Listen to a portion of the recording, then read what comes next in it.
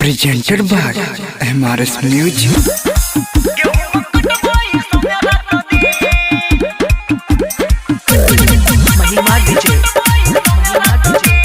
Singing by Chotu Chavela.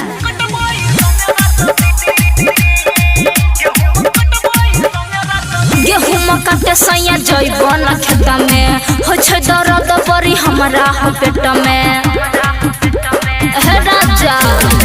गेहूं काटे हम जइबो न खेत में हो छै दर्द बड़ी हमरा हो पेट में तुम्हारी रहतानी सरिया में पे तनई हर से बोलाई दया पर बहिन गेहूं कटवाई संगे रात दिन तनई हर से बोलाई दया पर बहिन गेहूं कटवाई संगे रात दिन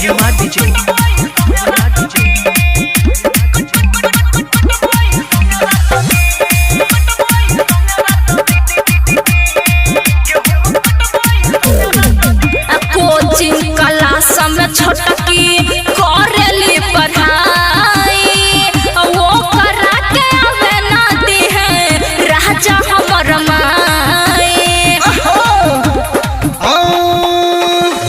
हमारा संग खेतहावा में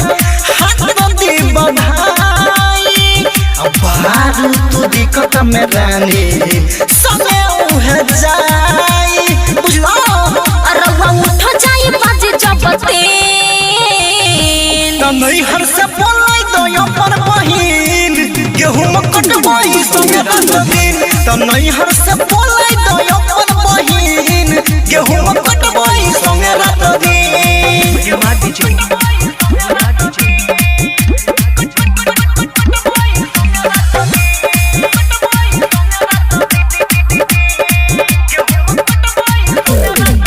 खानावा बनावल है बनी दाल भात चटानी छोटू छवेला अकेला कोहरी जाके कटानी अरे हम तो ना भाई है दादा हां हां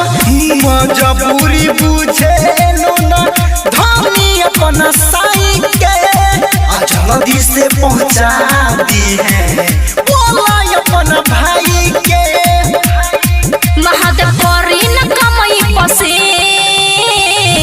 तनई हर से बोलाई दया पर बहिन गेहूं कटवाई संगे रात दिन तनई हर से